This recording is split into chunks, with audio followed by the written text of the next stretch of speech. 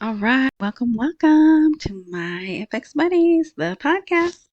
And I say podcast because there are other mediums on which you can get this content. I should say you can get my FX Buddies content. But yeah, so anywhere that I post under my FX Buddies. Spotify.com has audio and video. Rumble is video. RSS.com, I think it's just audio, but it seems more people go there to get the free transcript anyway. Um, yeah, so that all of that, my FX Buddies. Okay, and I got a request to shorten the videos, and no, I cannot. I'm not a rate and date person. I'm not a speed fast summary person. I help people understand the articles. I've been doing that since 2015, and it takes long. So I may not be the one for you to listen to, or listen for 15 minutes, pause it, come back and listen for 15 minutes. But that's why people come to me. Well, A, because you don't get fluff, rumors, boots on the ground. I don't have any of that. I am strictly the articles that come right from Iraqi news. You see it in English because I've translated it. But also, if you notice, the link is there and you can go back to the original article. Or also, every place now has a little gear or some type of little icon. You can speed me up. A lot of people listen to me at 1.5 and you can still understand what I'm saying. You can, and so it cuts down on the time. So those are my recommendations. Hopefully you'll stay around, but I understand it is a lot. It's a lot. And today has a lot. Okay. This is one you are gonna, I don't know if you want to share it, but you are going to want to go to the blog. There are 2 videos backing up my instinct said we are switching away from one Iraq.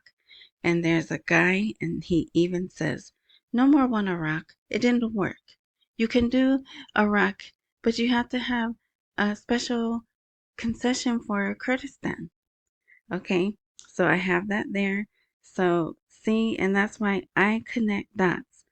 And what you see on this blog is 1/10 of what I read. I read way more articles than what's on here. Because there's enough some days where I could do an hour long. Okay. But, you know, that's not good. Okay. All right. So I think that's it. So wherever you are watching or listening, look for an open intro info more because the link to the blog is myfxbuddies.blogspot.com, and that's too long. So I always put a link to the blog, directly to the blog. The blog is free. You don't have to pay. You don't have to put in your email, nothing. You click that link and you are taken to not only that, but the proper blog to go with the video or audio that you're listening to.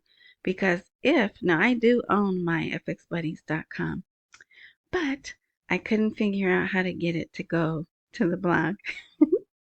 But even if you did do myfxbuddies.com, it would take you to the most recent blog and you still would have to find that one. So it's best to be on the episode, open that box, and look for the link. Okay? Sorry that was a longer than normal intro, but now let's get into it. So here's a title: Why Iraqis Are Furious. Blackouts, heat waves, and broken promises. But here's the actual title, which is even more dramatic, but this is the actual title. Iraqis' anger is being cooked under a scorching sun. Demonstrations instead of electricity. Now, this picture here, I didn't want to use it. It's the picture with the article, but it looks old to me. The whatever. I'm just letting you know. That's the picture that was with the article, but it looks like an older picture. So Iraq is on the cusp of its harshest summer in years. Power outages that last more than 6 hours, others even longer, compared to an hour or two of supply. This portends a potential explosion that could erupt at any moment, forcing some to stage massive demonstrations. Boy, that language, right? I mean, it's already a heated topic. But then to use that language could just escalate it. So it is clearly about that. But there's other things in here. That's why the other title says "and broken promises." Okay, but for time's sake, it does say they know what they need to do, right? Severe shortage of Iranian gas. So even though we know Sudani did get an unofficial extension, Iran is now not sending the gas, even though they will say that they will. They're not, and it's evident because they're already having issues. Now, granted, they had, I guess there was a storm, it was windy or something, and some towers fell over. So they lost power, and they did say those towers had been up since 1970 and this and that. And, let's see. See, they have solutions, but, whatever. There's another article. Demonstrations in Najaf. Main roads blocked with burning tires and protests against poor service. Okay, now it says that, but also in here, they say they're protesting amid chants denouncing poor services and the government's disregard for their demands. What are those other demands? Okay, so because remember yesterday, there was an article about the white-haired people wanting to be paid. They haven't been paid for 23 years. Now, if you see that picture, it's a pretty sad picture. They're sitting down and they got canes, and so I don't imagine they can get out in the street, right? But that did say those people are asking for their money. Now, and then I know Frank 26 had a report from Eddie, his guy that he has boots on the ground, which there's a reason why I listened to that, because I know who he originally was sending his information to. So I believe Eddie. Okay, and he supposedly said that no, they're demanding payment of some sort or whatever. And it's not far-fetched. They keep being told, okay, we haven't seen it in writing, right? And we won't. I don't expect to see. Well, we've seen like little hints of purchasing power and things like that, but flat out a lock saying our money's gonna be worth what it was in 1980 or whatever. We're not gonna see that in writing until after, I believe. Okay. So, but I do believe that they don't put all the information in these articles. And they've had, I think, 3 days in a row now in Najaf, they've had these demonstrations. Okay. And that's why, and why is that good? Why is it hopeful? It puts pressure on the government, puts pressure on Sudani. And even though we know it's not okay, I believe it's not his decision. We're the ones, whoever the West is, whoever the power broker is, it's them really holding it up. But if the people put pressure on Sudani, then Sudani can put pressure, and just go up and up. All right, now this is very interesting. So, Central Bank of Iraq and the Central Bank of Tunisia signed some. Matter of fact, they're not even memorandum of understanding. There are memorandums of conditions and cooperation. Here we go, right here. Memorandum of cooperation and coordination. What the heck is that? And I'm sure someone out there will go look it up. But that, and so now we have memoranda of agreement. That was in the news over the weekend. And now we have memorandum of cooperation and coordination. But you could read this and you should read this, okay? But look at these pictures. Oh, you know what? Oh yeah, I did, okay. Oh, it's not this one anyway. All right. Look at this here. Okay, for the people who are listening, it's the Tunisian central bank governor, and he's given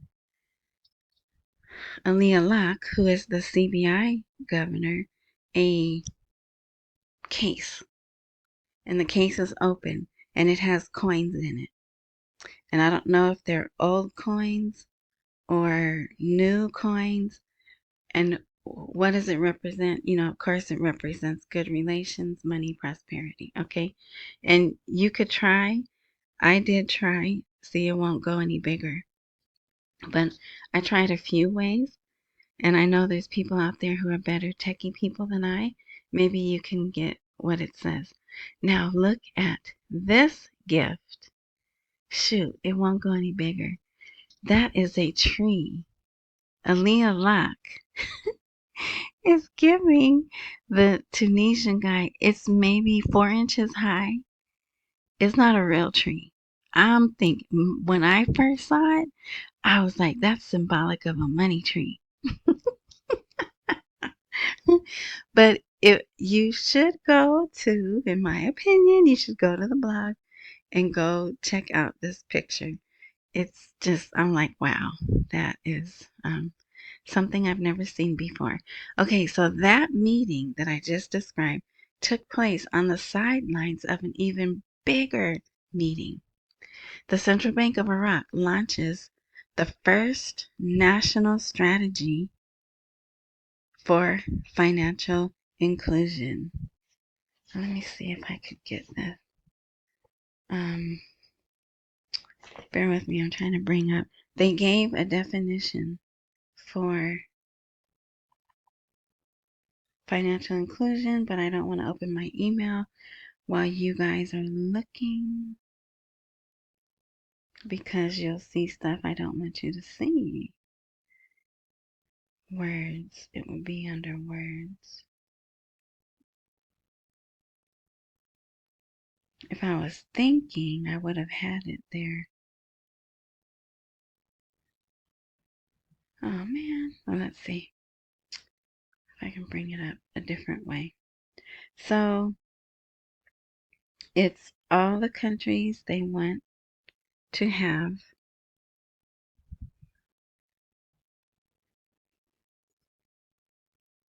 no.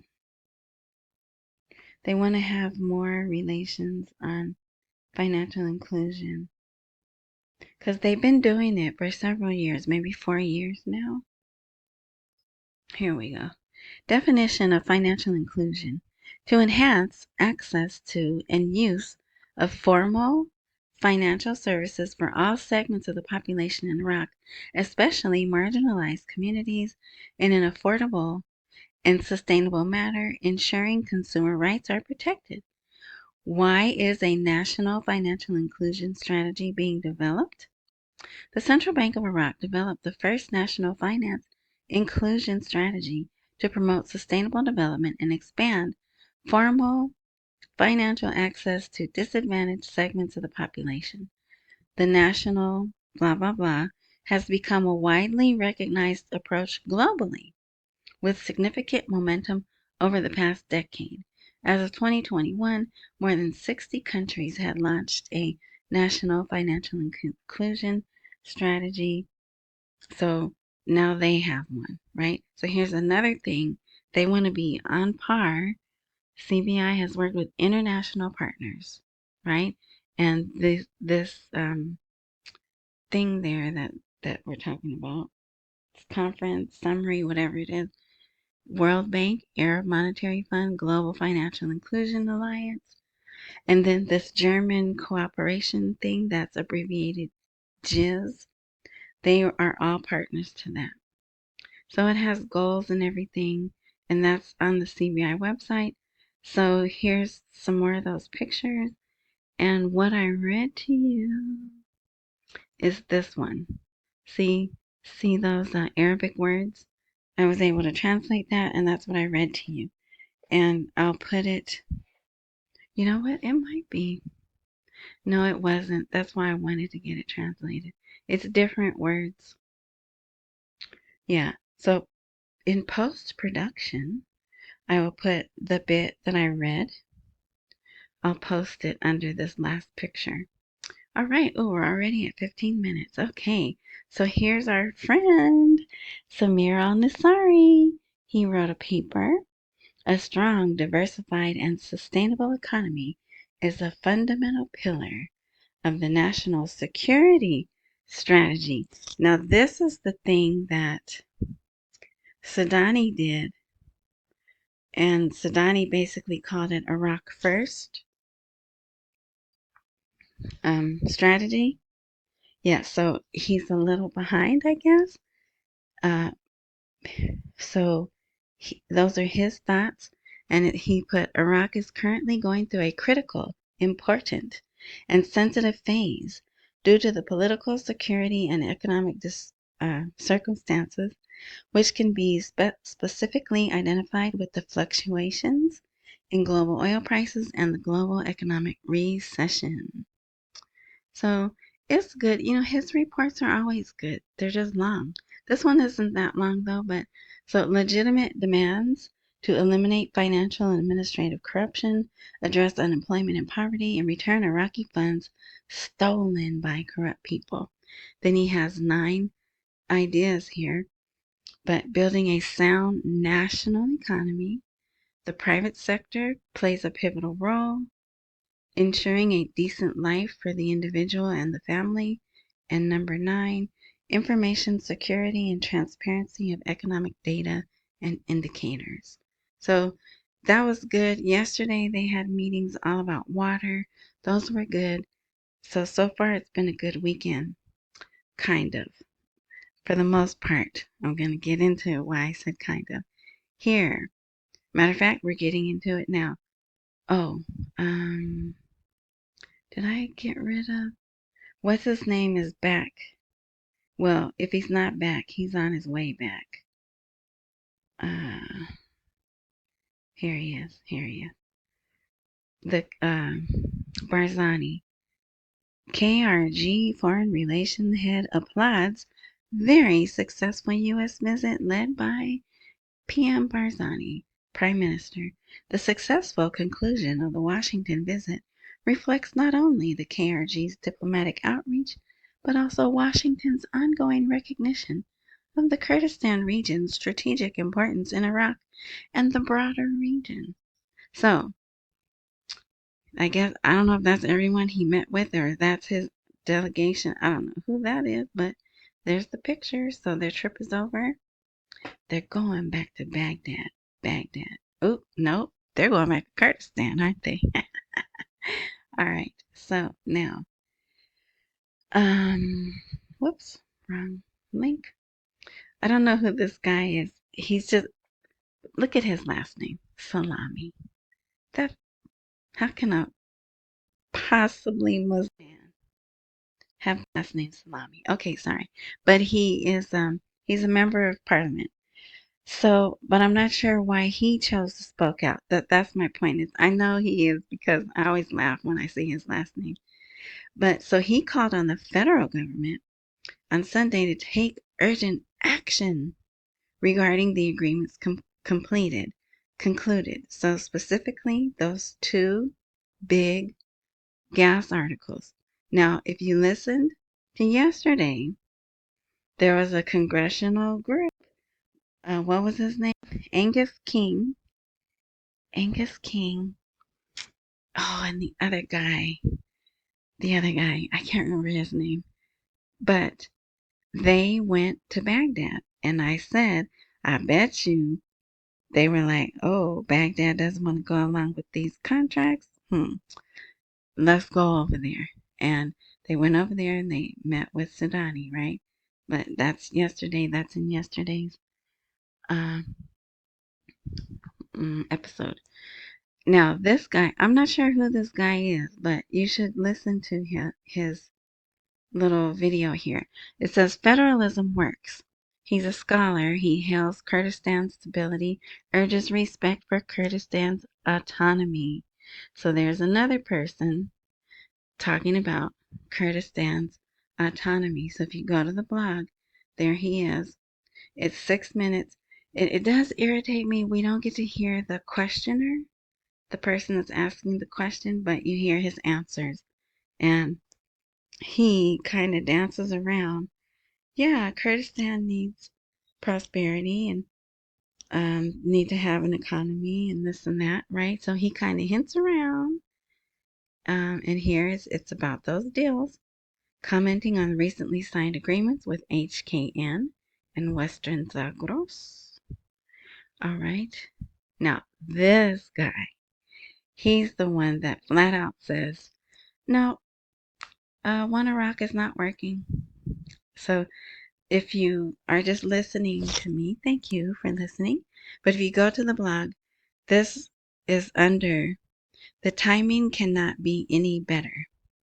His name is Kanbar, I guess. Kanbar backs U.S. investment in Kurdistan. So he's probably a Kurd, but I hope he's here in America with all these flags. He's got a big, huge American flag back here. It looks like he's in front of a fireplace. Then he's got two little American flags over here. So I hope he's in America. But let's see. So here's the video. You should listen. It's a little longer, maybe 15 minutes.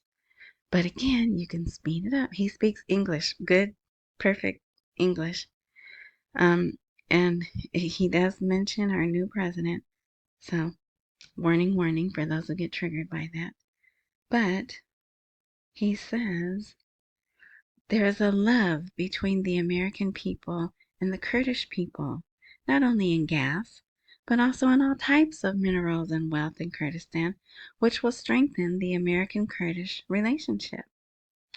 So, and he points out this is a long-term deal. So he says even after our president leaves, these deals will continue. And look at this.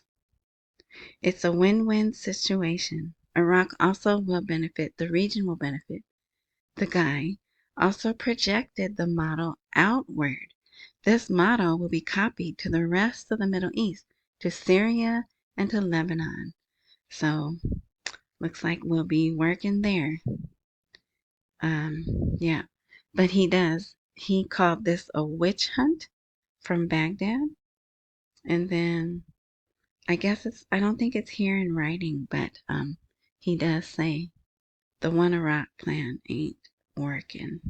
Oh yeah, see here? Okay. He says you have to have one Iraq, but two policies. And then, yeah, see, they cut it short for the wording. But if you listen to his video, you will hear him say that. So my guessing and putting the pieces together were right. We're shifting away from the One Iraq theory, the one Iraq attempt that was made, right?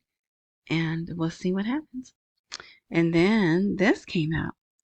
Baghdad softens tone on Erbil's Washington deals. And here's the group. This is today. This came out. Unfortunately, I don't think that's Angus King. I think this gentleman here is Angus King. But whatever.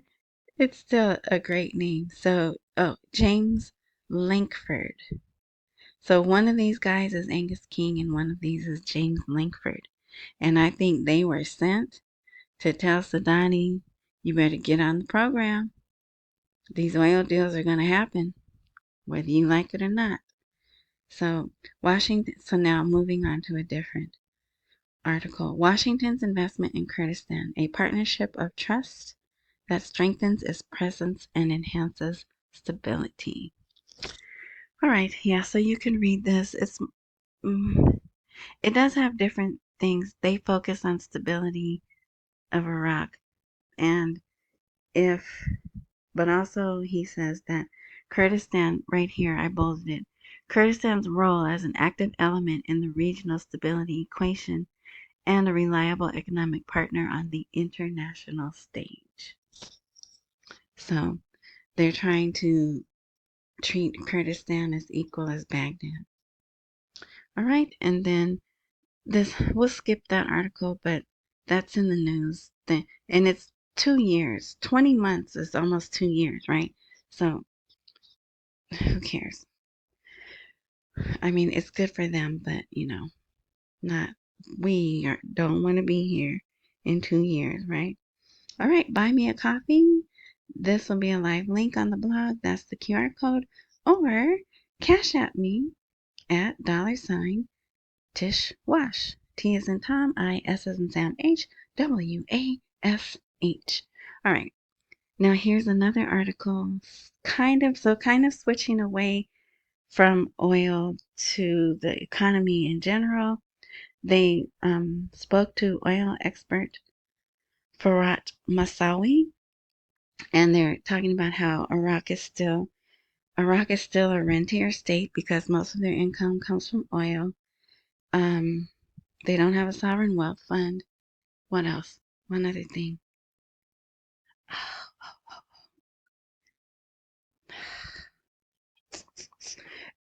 Remember when OPEC said that Iraq had done violations to the agreement, the production amount agreement? Well, over the weekend, they made a statement. Iraq, maybe the oil minister, they made a statement about that. I didn't read it. I probably won't read it, but he mentions that statement in here. So, yeah, good, but not that many people will read it. Iraq signs a memorandum of understanding to develop part of the Al Rufal, another economic city. Look at that. And so basically, he's cut red tape. He's made everything so they could like fast track. The ceremony included a review of the there's that word again, integrated city designs implemented by the group and its partnerships. They welcomed the group and all fruitful partnerships, right? So we're almost done. And there's one other article about that. See, here, the wording's different. Sudani confirms the provision of everything necessary to expand the investment environment in Iraq. So I'm thinking this agreement will be used as a model for other, the easing of the red tape and all of that. Okay, now, look what else he did. New recommendations from Sudani to classify public companies and promote financial reform. So he wants to reform the public companies, review the implementation of previous decisions related to administrative and financial reform. So they're reforming the bank structures, and then now they're going to reform business. So I like that. I like that. All right. And this is probably my favorite article. I wish I had more time to read it to you. Baghdad Pulse brings back life to the capital streets, a new promise of life. And they talk about how the nightlife is back, the young people are back. They're having coffee, they're meeting, um, getting into the culture, reviving the Baghdad culture. All of it is involved with the banks, the association of banks, the private banks. They're all involved giving capital for it. So it's creating jobs. Yes, great. It's a great, great article.